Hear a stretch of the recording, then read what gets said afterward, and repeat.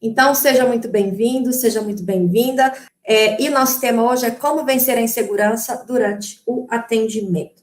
E aí, quando a gente pensa em insegurança, a primeira coisa que vem à cabeça é aquela sensação que nós experimentamos quando estamos inseguros, uma mistura de medo, de frio na barriga. Isso vai variar de acordo com a intensidade dessa insegurança, podendo ter sintomas físicos, como da ansiedade, podendo gerar aí sentimentos que são desagradáveis, podendo comprometer o seu rendimento durante o seu atendimento psicológico, durante o seu atendimento com o seu paciente. Primeiro passo é a gente reconhecer que nós, como seres humanos, temos sim insegurança e ansiedade. E até aí tá tudo normal. Se a gente sente isso, é porque a gente está funcionando direitinho. A gente tem que sentir ansiedade e insegurança.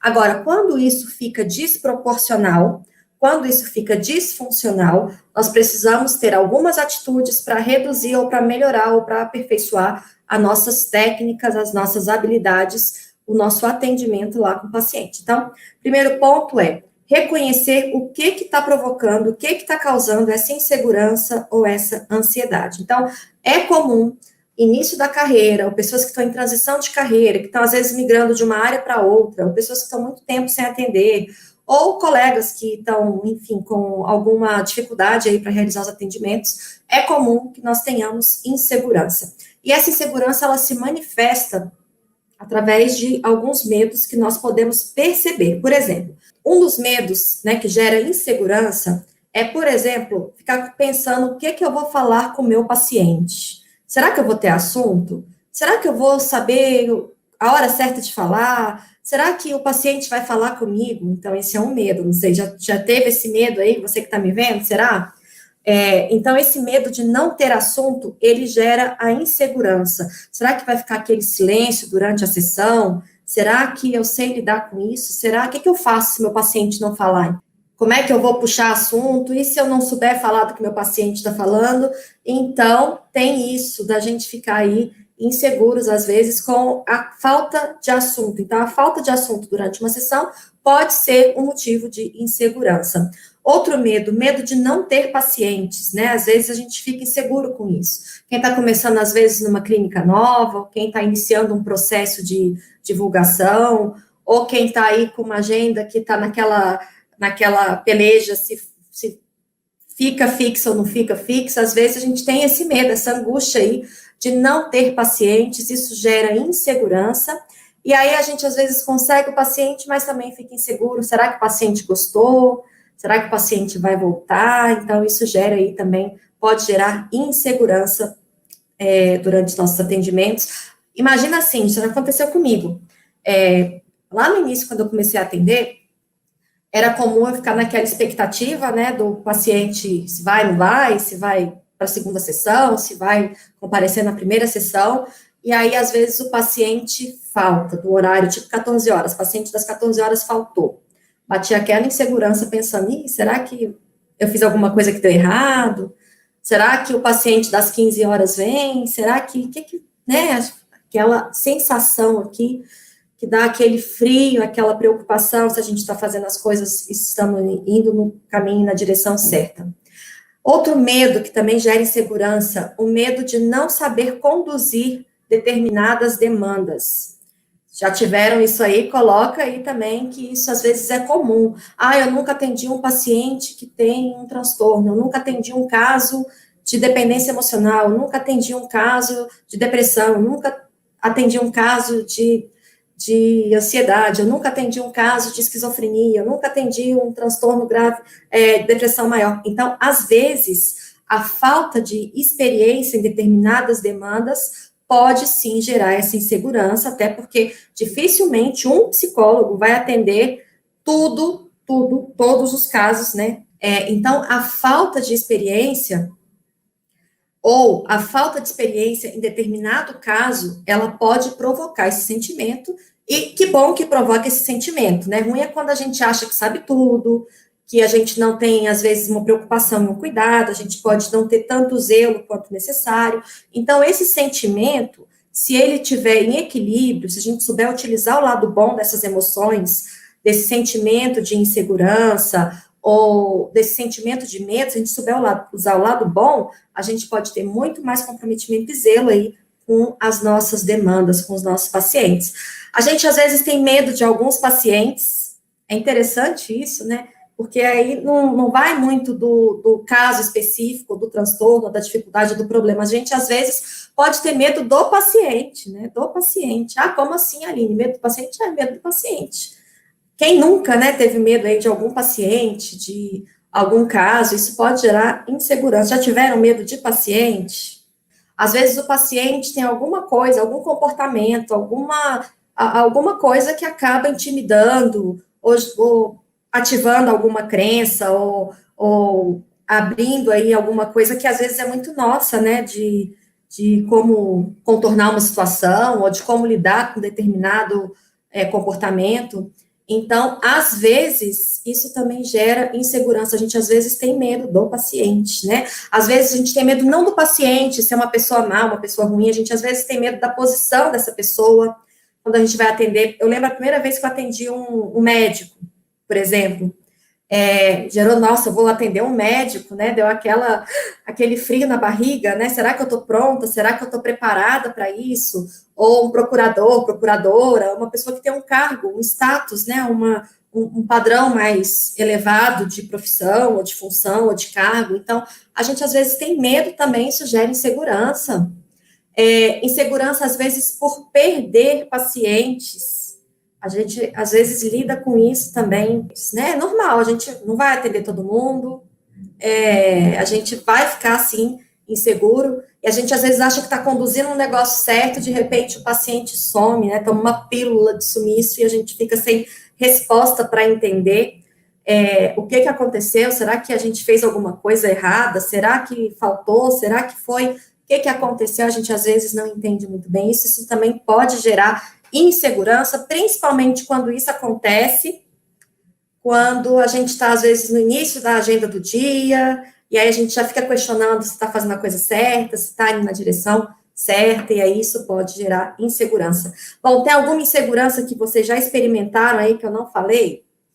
Bom, e aí eu tenho algumas dicas, algumas orientações para compartilhar com vocês. Por exemplo, às vezes a gente fica ensaiando as sessões com os nossos pacientes. Mentalmente, a gente fica, fulano vai chegar, e quando iniciar a sessão, eu vou fazer isso, vou fazer aquilo outro.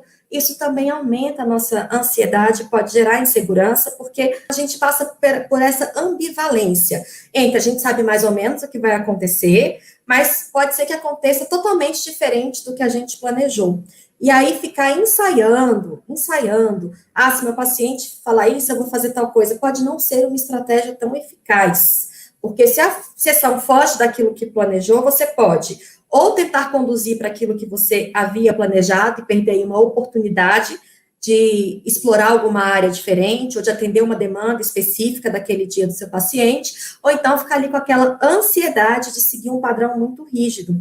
E isso pode ser um problema, e aí sim, se isso for um problema, você pode perder seus pacientes, e aí os seus medos podem acabar tornando realidade. Então, é importante a gente pensar aí, ter esse cuidado, em pensar nas sessões, mas não ensaiar mentalmente, passo a passo, porque isso pode levar a gente a uma rigidez, e essa rigidez pode não ser tão produtiva aí, porque a sessão, o ideal é que uma sessão, ela seja fluida, que você consiga manter uma linha do início ao fim, mas de forma fluida, coerente. Então, essa previsibilidade, a gente pode até ter uma ideia, mas não se fixar nisso, porque tem sessão que a gente imagina que vai ser um assunto.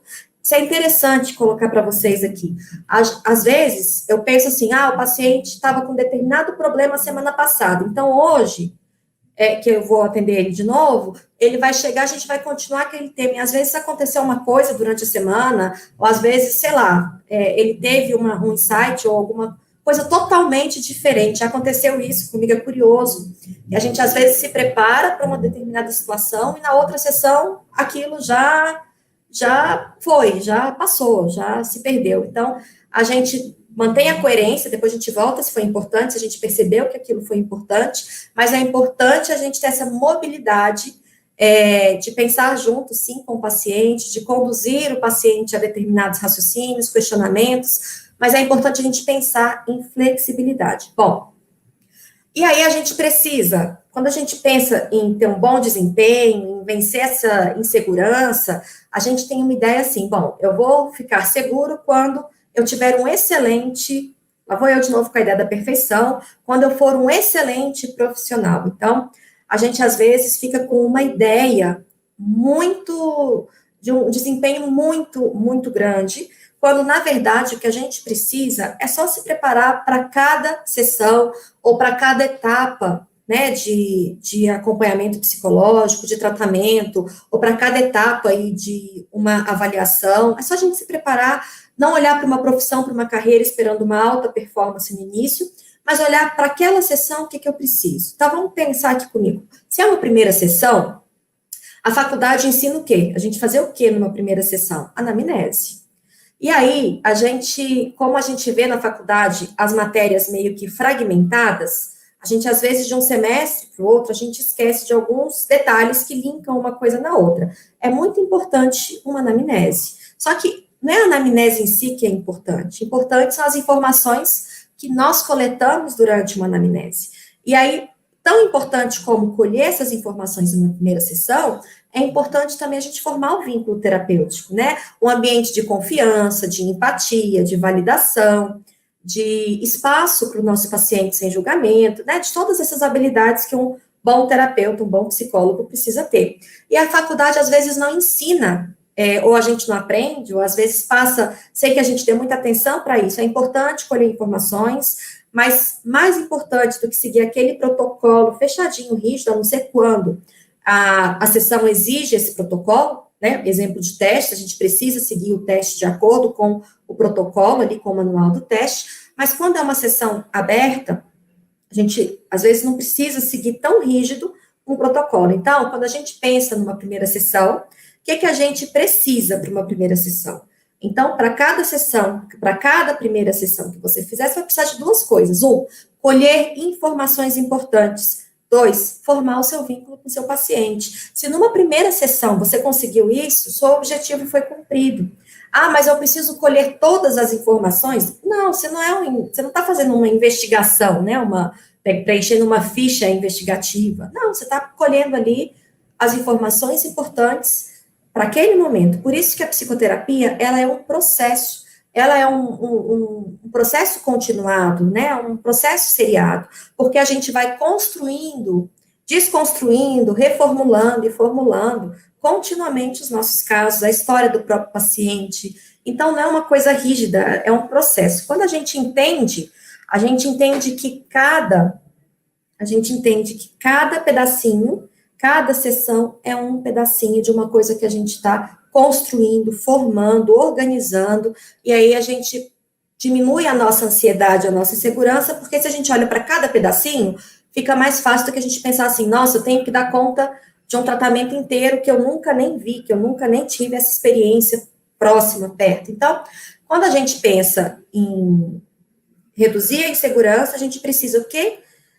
Que eu preciso ter para essa sessão? O que eu preciso ter para esse atendimento? Então, basta a gente olhar ali a nossa agenda, quem trabalha com agendamento, tem algumas pessoas que trabalham com plantão, e aí no plantão fica menos previsível ainda, a gente atende a demanda que aparece, mas o que a gente precisa é, para cada sessão, para cada fase de um tratamento de acompanhamento, simplesmente preparar para essa fase e não para um negócio inteiro logo no início. Então, a gente olha por partes, que fica, às vezes, muito mais fácil do que a gente olhar para um processo inteiro que a gente não tem ainda as informações necessárias para a condução. E aí a gente vai levantar os dados que realmente são importantes. Em cada sessão a gente vai levantar dados, a gente vai organizar os pensamentos, a gente vai fazer questionamentos, a gente vai estar ali com o paciente, atento, prestando atenção, observando o comportamento do paciente durante a sessão, e aí a gente vai registrando as informações. Por que eu sou a favor desse registro? Porque, às vezes, uma informação, ela pode escapar da nossa memória. E se essa informação, ela for importante, muito importante para o nosso paciente, isso não vai ser legal. Então, eu particularmente sugiro que você anote, faça ali as suas observações, peça licença, o seu paciente, posso anotar? Posso registrar isso? E vai anotando, e vai registrando, porque às vezes uma coisa que para você pode parecer desimportante, lá na frente seu paciente vai falar assim, lembra que eu te falei isso? E aí, você vai lembrar, você não vai lembrar?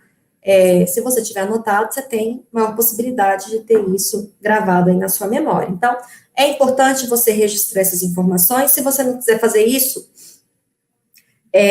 durante a sessão, é interessante que você faça após a sessão, depois que você finaliza o seu atendimento, você vai lá e anota os pontos importantes.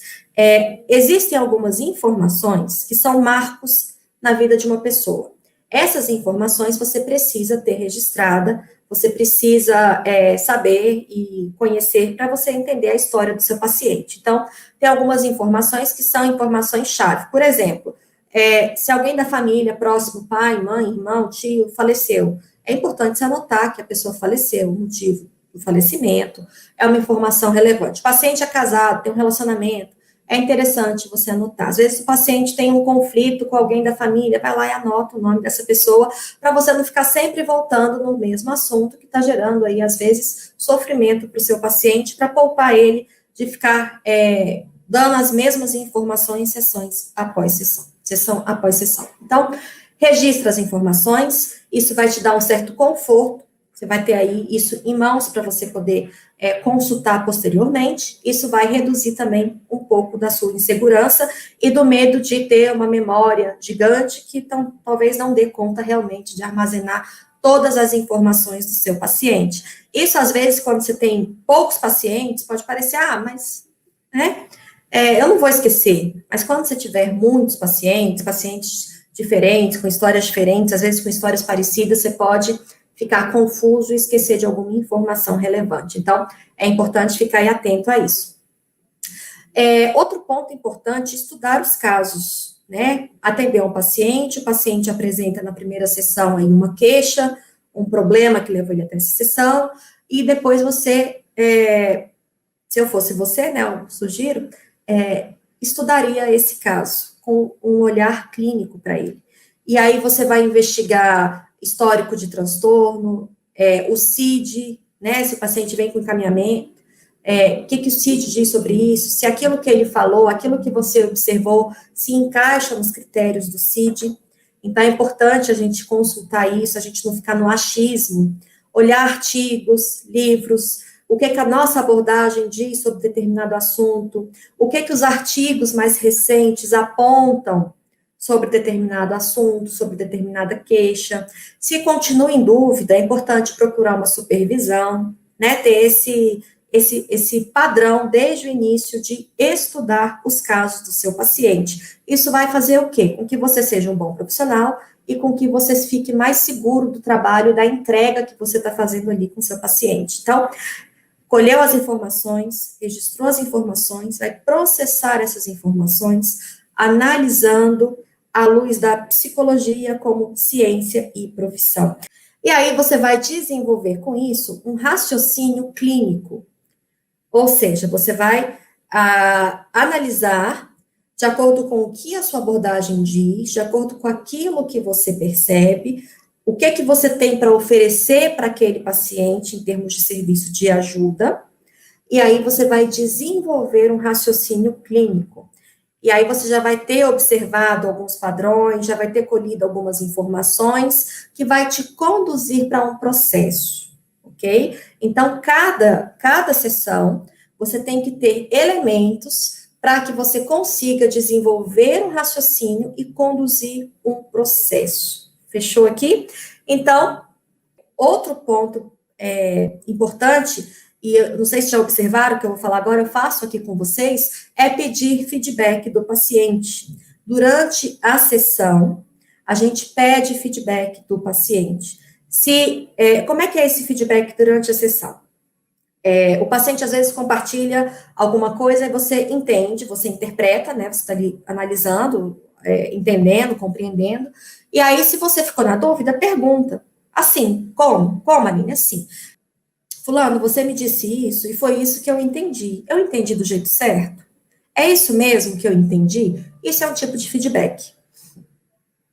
Um outro feedback que eu recomendo vocês também colocarem na prática de vocês do atendimento é no final da sessão perguntar para o paciente como foi a sessão para ele. Se ele teve durante a sessão alguma coisa que ele achou importante, se ele se sentiu confortável, se tem alguma coisa que não foi falado que você gostaria que você quer anotar para falar de uma próxima sessão, para que ele se sinta acolhido, valorizado e para que você não perca alguma coisa que tenha surgido e vai ser interrompido ali por causa do término da sessão. Então, o feedback, ele é essencial para você tanto entender o que o paciente está te dizendo, quanto para não ficar com coisas subentendidas. Porque o subentendido, às vezes, ele pode ter uma contaminação da sua percepção pessoal, né? Então, pode ser que o que você tenha interpretado ou julgado, analisado, não corresponda de fato ao que o paciente sentiu, porque a gente, às vezes, pode interpretar de acordo com a nossa experiência e não entendendo, compreendendo como foi aquela experiência para o paciente. Então, é importante esses feedbacks para evitar que alguma coisa fique só no subentendido. Ah, eu entendi, ou eu acho, né? A gente não pode ter achismos, né? A gente precisa entender, até para dar um feedback também para o paciente.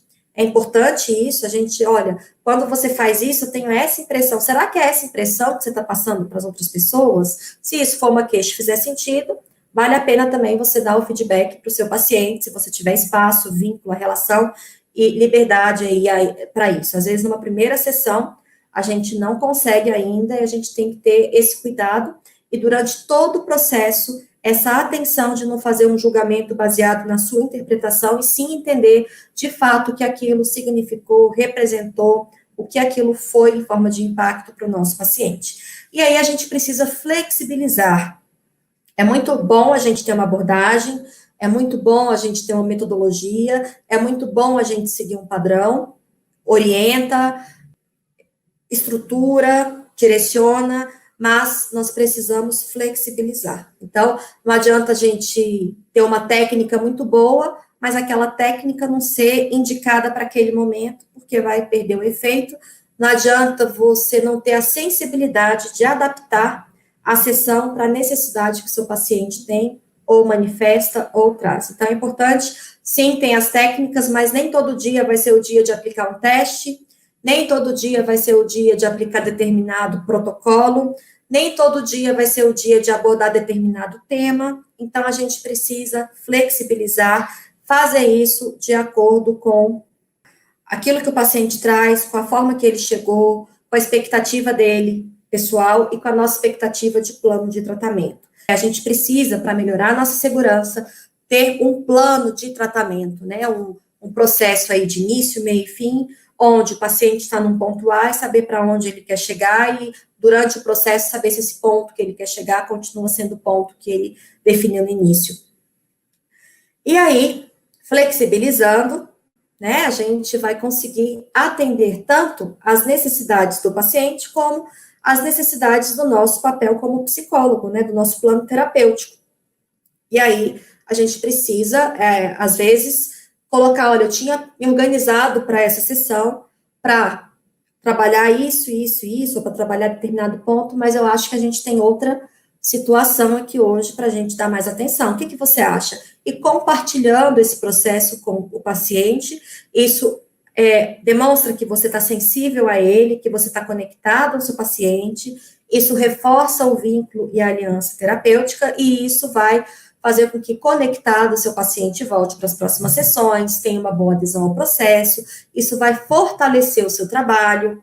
Eu acho que uma das melhores coisas que a gente passa pela experiência é ver um paciente início, meio e fim recebendo alta, não tendo aquele problema inicial, ou numa fase aí de prevenção de recaídas, ou numa fase que ele já consegue ter um raciocínio sozinho, um comportamento sozinho, cada vez menos dependente do processo terapêutico. Eu acho que isso é extremamente gratificante, porque é isso que faz a gente pensar e sentir e ter a experiência de estou no caminho certo, estou sendo útil, estou fazendo um trabalho bem feito. Esse é o maior feedback que a gente tem, é ver o crescimento, acompanhar o crescimento do nosso paciente. Então, nós precisamos ter esse cuidado de dar uma entrega máxima para o nosso paciente, da nossa sensibilidade, da nossa escuta clínica, do nosso raciocínio clínico, para que o nosso paciente aproveite o máximo essa experiência aí de participar, de se envolver, de estar junto de um processo terapêutico. Bom,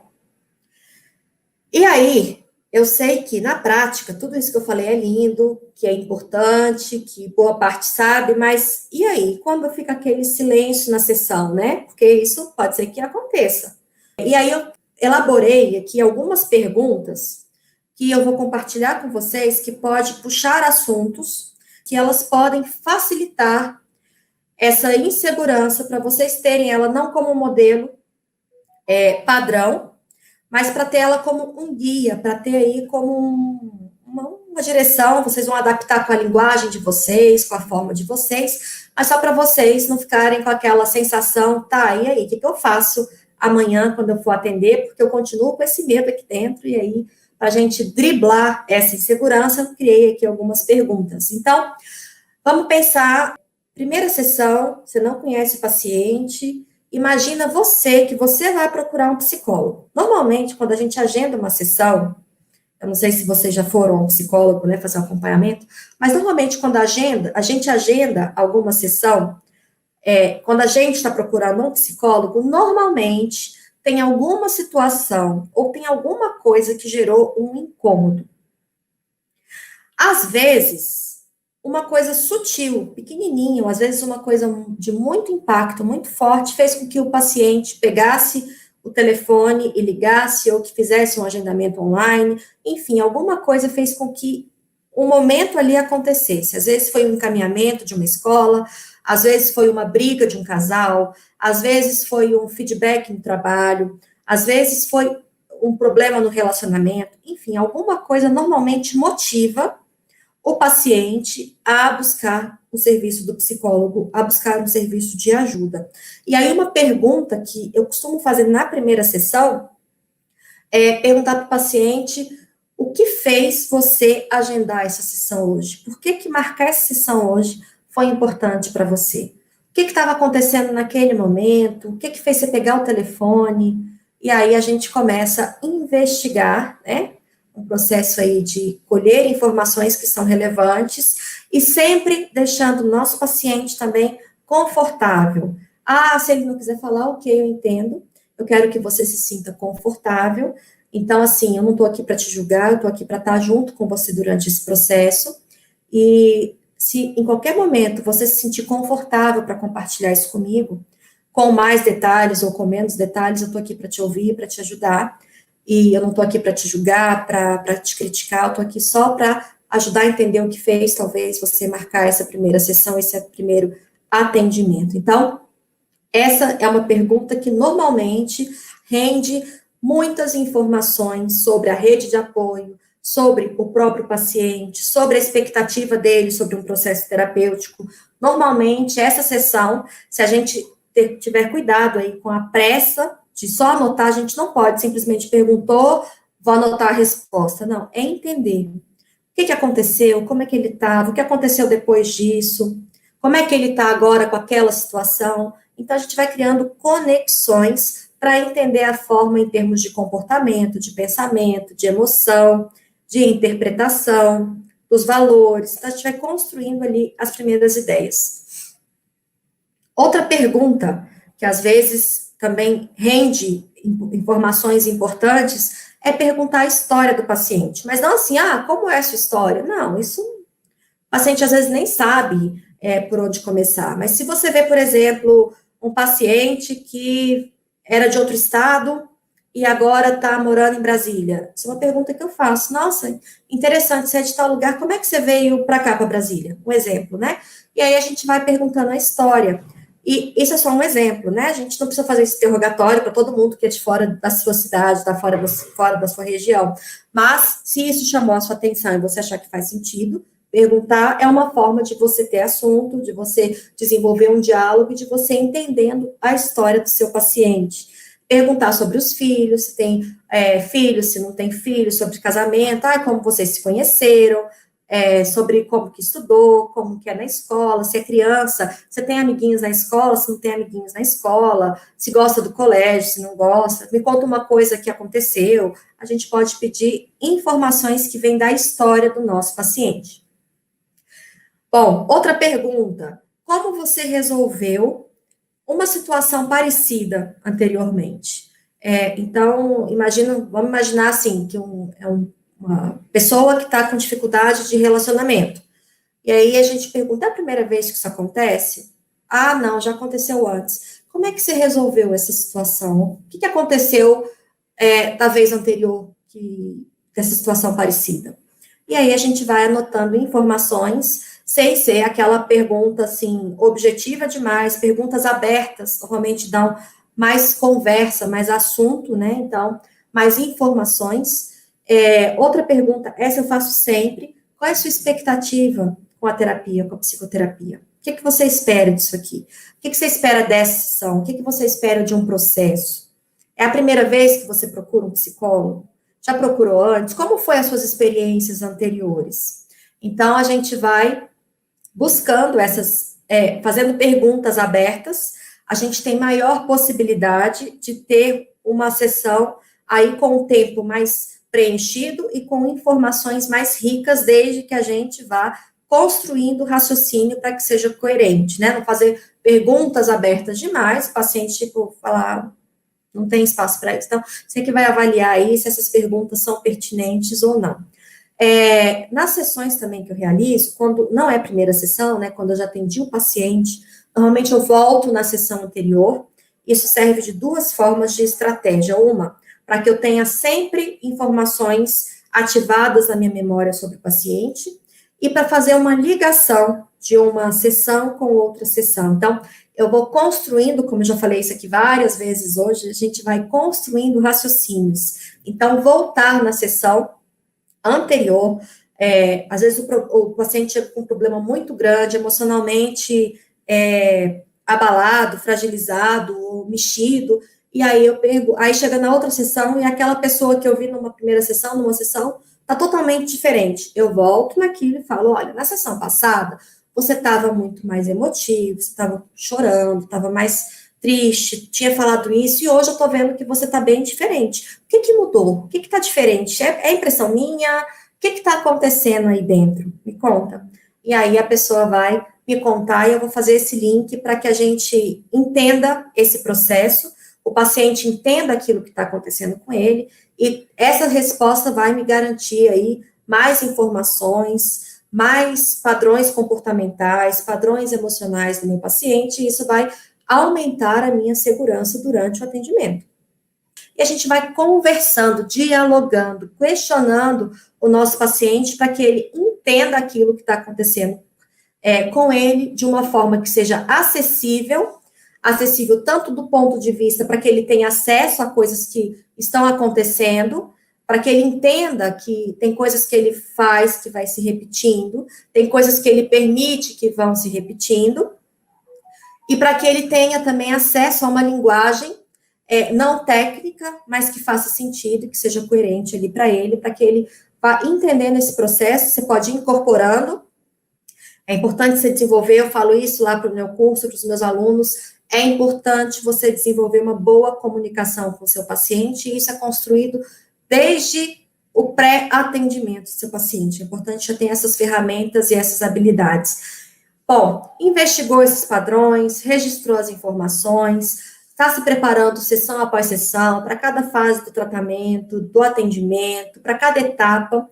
É bem provável que nesse ponto você já tenha mais segurança do trabalho que você está entregando, do serviço que você está prestando. Mas, ainda assim, é importante você entender que o sucesso, a sua performance, ela vai depender de tempo e de experiência, de manejo, de habilidade que só o tempo, para ter essa alta performance, só o tempo e a sua experiência, quando eu digo tempo, eu não estou falando em tempo cronológico, e sim, não importa se você tem 10, 20 anos de formado ou 5 meses, importa a quantidade de atendimentos e a sua abertura para oferecer um serviço de qualidade nesse tempo. Então, não importa se você é recém-formado ou se tem 20 anos de profissão.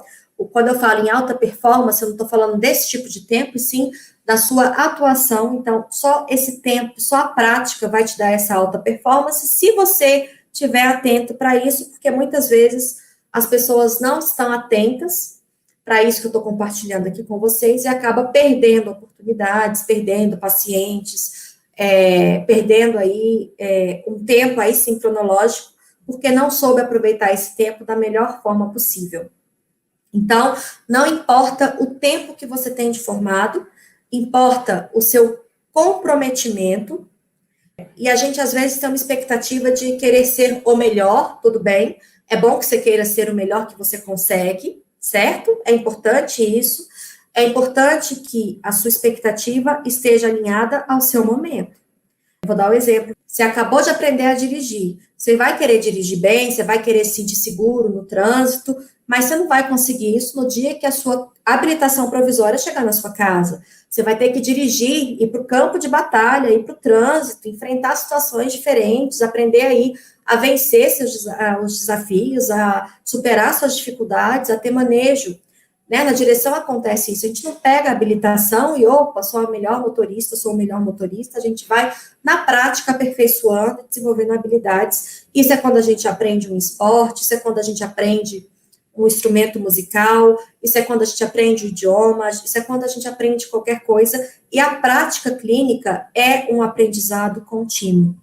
Então, nós precisamos pensar aí em alinhar as nossas expectativas ao nosso momento, tendo cuidado de não se acomodar, né, de estar sempre evoluindo profissionalmente e aprendendo várias habilidades simples. É o que a gente faz lá no curso, né? Desenvolvendo um monte de habilidades para a gente colocar isso na prática, para a gente ir criando desenvoltura, que a desenvoltura, a prática, o manejo clínico vai dando experiência para a gente. E aí a gente tem que ter cuidado com as nossas crenças de desempenho, né? As nossas crenças, de achar que o parcial não é bom, de achar que é tudo ou nada, visão polarizada das coisas. Ah, se eu fiz um atendimento que foi ruim, eu sou uma péssima psicóloga.